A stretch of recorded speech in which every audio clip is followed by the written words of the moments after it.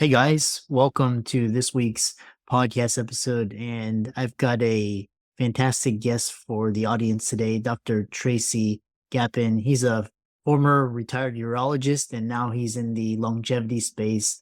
And I love doctors that are going into this field and helping us prolong and enhance our performance and our lives. And I'm really happy to have him on. So, Tracy, welcome. Oh, thanks, Chris. Glad to be here with you today. This is Yeah, fun. Yeah, I really love that. I know I love this area of longevity. So talk about your story and background, and Yeah, we'll dive right into it.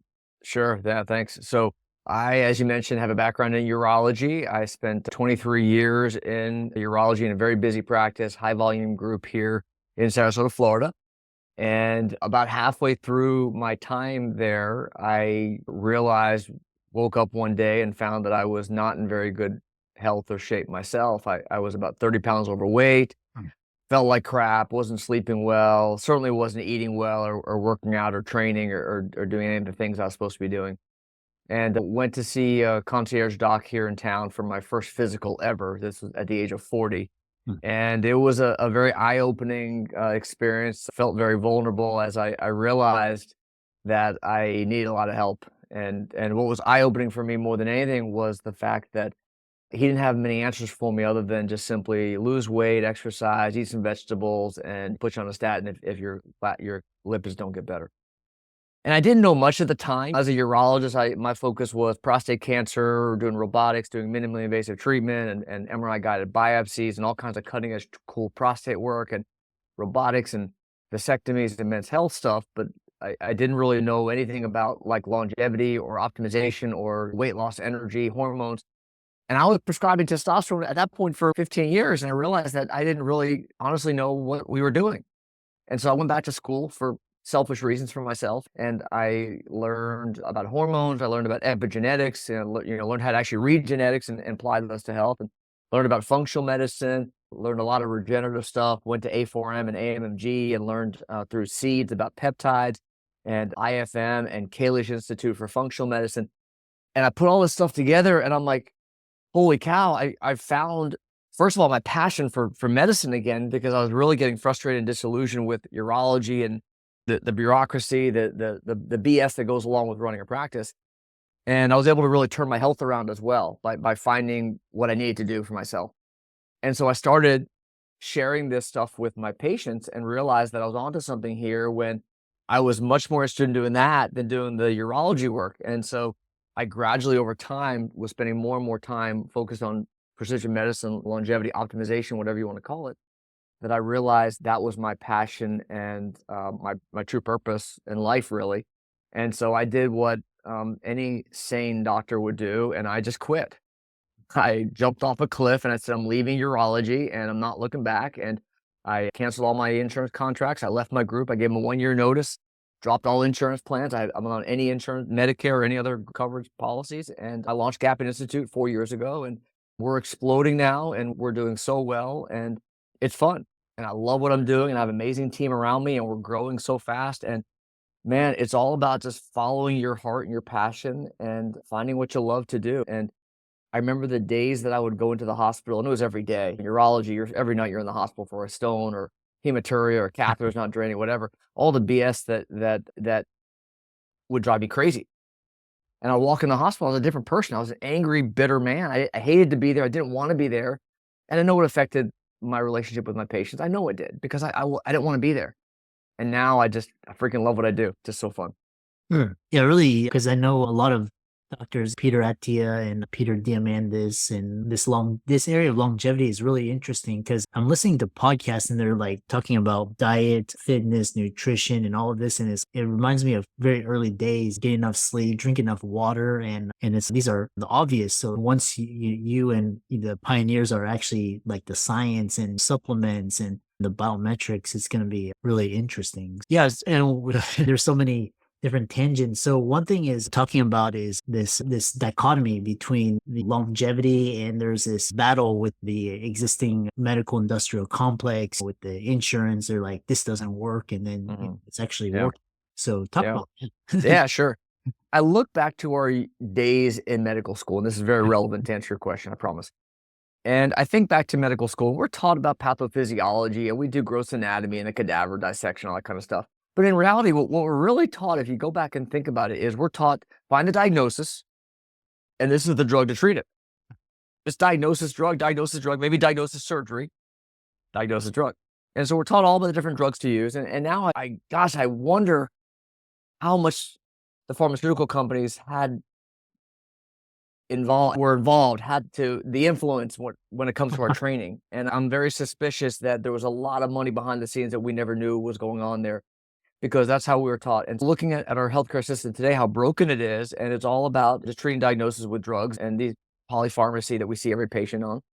And I don't think it's malicious. I don't think it's from ill intent. I don't think doctors are getting kickback. I know they're not getting kickback from pharmaceutical companies because we can't anymore. But I think it's just simply that's how we're taught. And not long ago when I was in urology, it was like I had 6 minutes per patient. In my office, I would have 50, 55, 60 patients a day, and I had 6 minutes with each guy.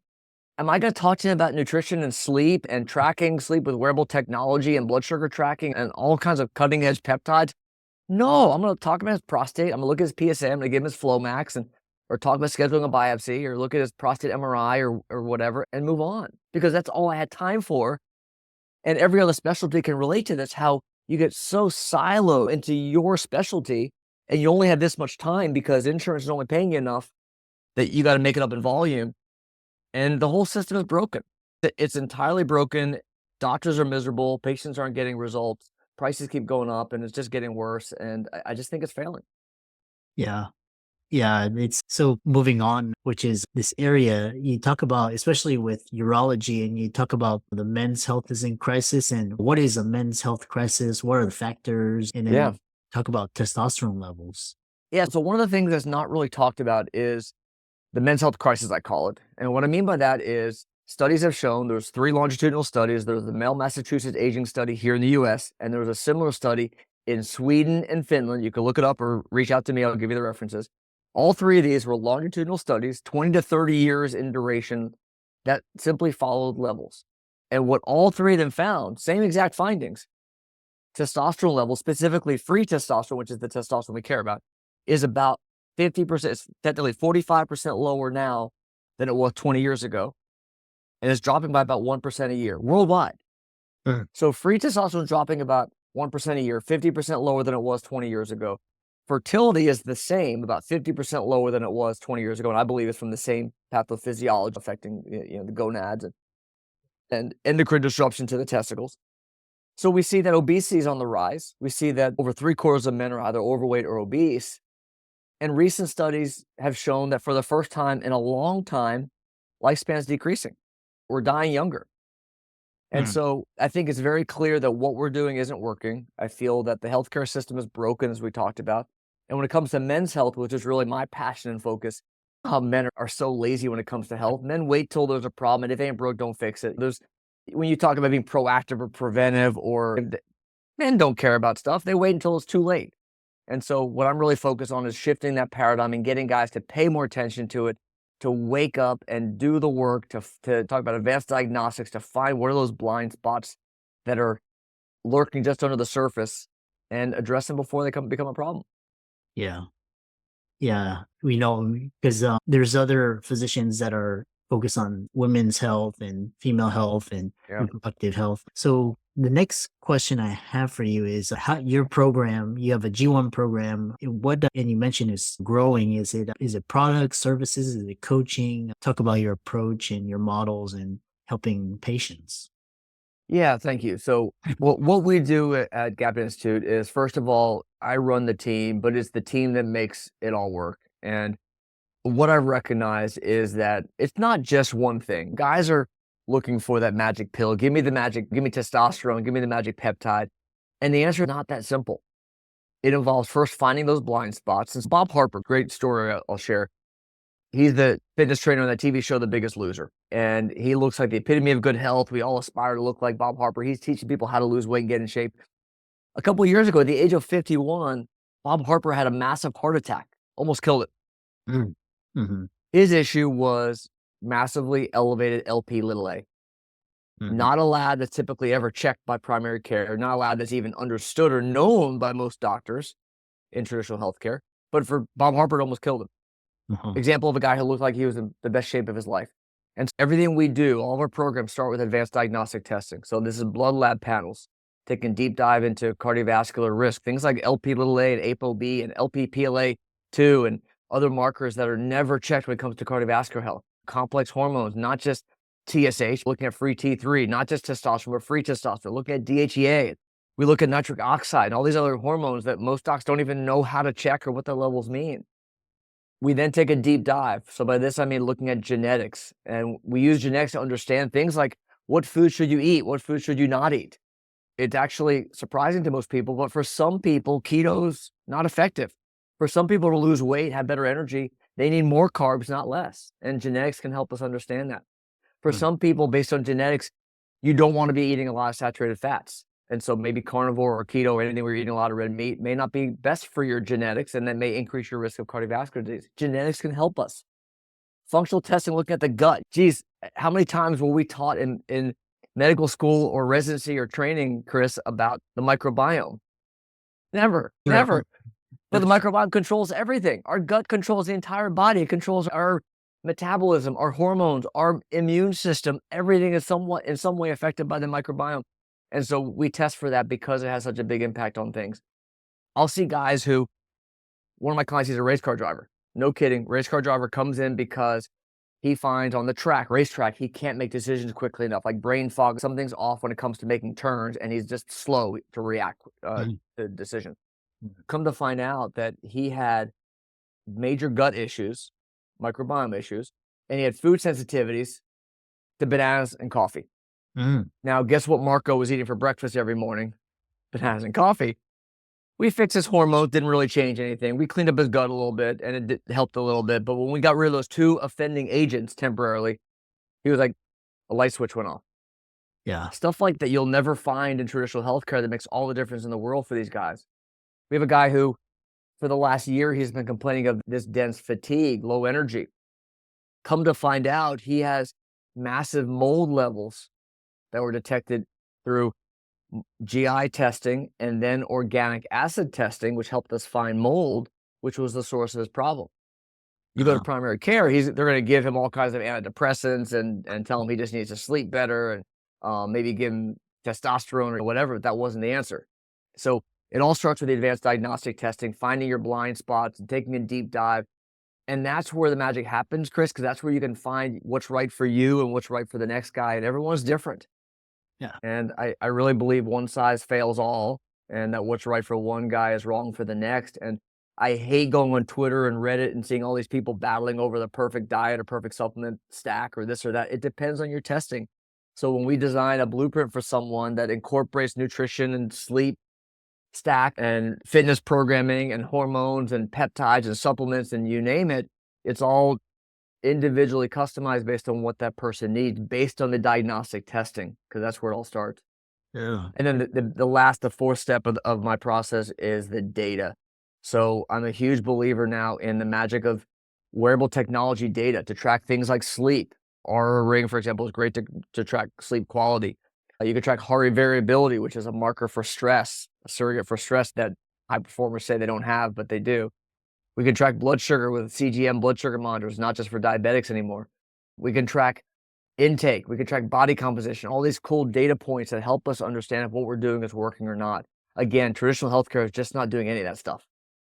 And I think that makes all the difference.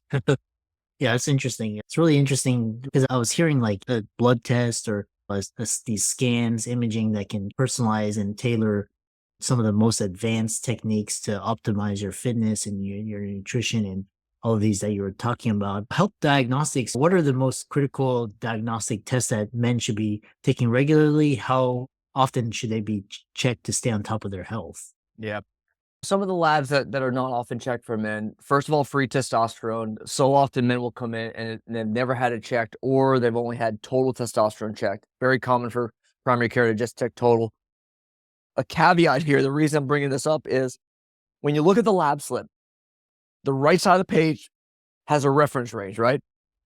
And everyone looks at that reference range. Even doctors look at the reference range. And if you're in that range, you're like, yeah, you're fine, you're normal, you're good, no problem. Which is bullshit. Excuse my language, it's bullshit because it's important that people understand what that reference range means. What is that range? So LabCorp will do 1 billion testosterone levels, let's just say, and they will simply look at the average of all those lab tests they did, and they'll look at the median statistical average and then 2 standard deviations above and below, and that's how they come up with that reference range. It is nothing more than the average of all the tests that they do, which when you're testing sodium or potassium levels or creatinine, that's fine. That's not changing. That's pretty stable for 100 years, 200 years. There's no issue there. But I just got finished sharing with you a few minutes ago how testosterone levels are dropping worldwide. Worldwide, not debatable, unequivocally, testosterone levels are half what they were 20 years ago. So therefore, if you think about that reference range now with that perspective, that reference range is literally half what it was 20 years ago. And so now when men are getting their levels checked, they're not even checking free, they're checking total. But even if they did check free, they're in the lower part of that range and they're being told they're okay, they're normal, they don't qualify for testosterone therapy, they don't need it, you're okay. Nonsense. And so this is a really important point for men. This talks about taking control of your health and not falling for this broken healthcare system that we're stuck with. You don't want to be at that low range. So I'll give you an example. I have a couple of NFL players we're working with right now, NFL receivers, active players. One of them, he came in and his free testosterone was 6. Should be 20. Should be around 20. 15 may be okay. 25 for some men is ideal. Should be around 20. His was 6. We see this in the guys walking off the street, very low levels. But if you look at the range, they're being told, no, you're normal, you're fine, you're in the reference range, you don't qualify for treatment. Very common problem. So free testosterone is a big one for men. Free T3, thyroid hormone, is one that I would recommend most men get checked as well. Thyroid is an underappreciated hormone for men. It's not just for women. It's important because it affects energy systems, metabolism, weight loss, mood, etc.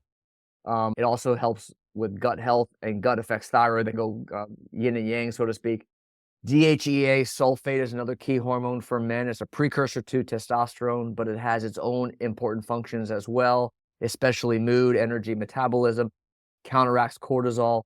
I like checking cortisol levels in men. This is something that is a saliva test, not a serum test. So typically we'll do 4-spot saliva cortisol tests throughout the day.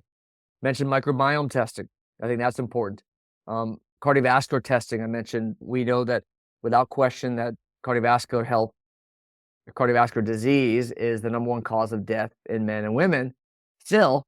And so we need to be really aggressive with cardiovascular screening. And so looking at ApoB, which is probably the best marker for cardiovascular risk, because every non-HDL particle, every atherogenic particle has one ApoB. It's the perfect marker to assess your cardiovascular risk when it comes to lipids specifically. So rather than LDL cholesterol, check ApoB. Check Lp(a), which is the one I mentioned earlier that Bob Harper had. Look at things like homocysteine. They never teach you this in medical school, but methylation is a very important process that happens in every part of our body. And you can assess that based on homocysteine levels. And sometimes just diet can correct that. Sometimes B12, folate, B complex support can help with that, but that's a key one to check as well. Looking at markers of inflammation, looking at food sensitivity testing I mentioned earlier, looking at the microbiome in parallel with that. All of these tests give you this picture to understand the human as a whole that any one test is missing. And you look at most lab panels that primary care is doing, and they're just barely scratching the surface, honestly. Yeah, I love that.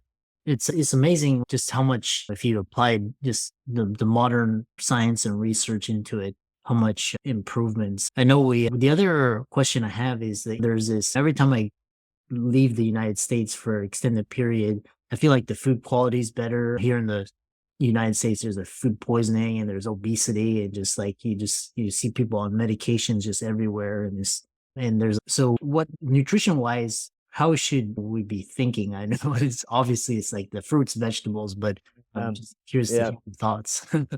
Yeah, great question. I think that it can be very simple by just thinking about eating real food. Eating real food means we're not eating from packages, we're not eating processed stuff. You look at the ingredients, you don't recognize it, you can't eat it. And when you start doing that, yeah, it gets down to you're gonna be eating whole, fresh fruits organic fruits, organic vegetables. You're going to be eating lean meats. Even occasional red meat is fine for most people. Testing can help us identify those who maybe you need to limit it. Wild caught fish, organic meats, grass-fed beef, wild caught salmon, fresh foods, not in a package is really the focus. I think one of the most insidious dangers that's right under our nose are the omega-6 polyunsaturated fats, the seed oils, people call them, that are very pro-inflammatory. Without question, you look at the rise of cardiovascular disease since the 1950s, very clearly parallels, identical correlation between the increased use of these seed oils and cardiovascular disease. We're talking about the canola, the sunflower, the cottonseed, the peanut, all these seed oils that are typically used at restaurants. And so one of the ways people talk about eating healthy is just simply cook your own food because you know what's in it. Focus on using avocado oil or olive oil. These are great healthy fats that are good for you. You need fat. It's not that you shouldn't be low fat is not necessarily the case. It's what kind of fats. And that's where limiting the omega-6s. Saturated fat should be a small portion of your diet still. I think that a balanced meal is important. I think macronutrients is something that people can handle. And what I mean by macronutrients for the listener is simply proteins, carbs, and fats. And they don't talk to you about this at all in medical school, obviously. But the balance, the ratio of those matters. And they affect our metabolism, our energy. And it's important to understand that protein is key. And how much protein should I eat? People think that proteins are toxic to the kidneys and limit proteins. It's actually a false narrative. And there's very little data that shows that protein is going to have real damage on the kidneys unless you're in chronic renal insufficiency, unless you're in kidney failure. It's just not a factor. So what most people need to focus on is 1 gram of protein per pound of body weight. And so for men, that's 160 grams of protein a day. Now, the range is 0.8 to 1. So if you're 160 pounds, that would be about 148 to 160 grams of protein a day. And when you do that, what happens miraculously is you eat a lot less carbs and a lot less fat because you're focused on the protein. And that starts to get things in range. By doing nothing other than eating real foods, focusing on protein, again, 0.8 to 1 gram of protein per pound of body weight, that's going to make a massive difference. The third thing is people just need to drink more water as well. Dehydration is one of the most common causes of low energy. And when you drink more water, you tend to eat less food as well. Yeah, I love that. How can people find out more about you? You got all the credentials, and just if they want to learn more, they want to improve their health, all of that. So website is gapininstitute.com, and I'll direct everyone to gapininstitute.com. That's GAIN institute.com/launch. And I'm going to direct people there because I have a bunch of freebies on that site, on that page. Everything on there is free. I have a master class that I've created. I have a copy of my TED Talk I gave last year on the men's health crisis. I have a digital copy of my Male 2.0 book. I have a peptide guide that goes through all the latest cutting edge peptides. I go through a high performance health handbook that goes through 15 strategies that you can start to leverage today to have more energy, have better sex, and live longer. And again, all those are free for anyone who wants them. And then there's also a link if you want to learn more about how we can help anyone. There's a link on there to book some time with my team as well, all free. Awesome. Yeah, really interesting. And I know a lot of the audience listening are doctors and would be interested. And so for all be sure to check out Tracy's resources and give his socials a like and follow. And thanks so much. Thank you.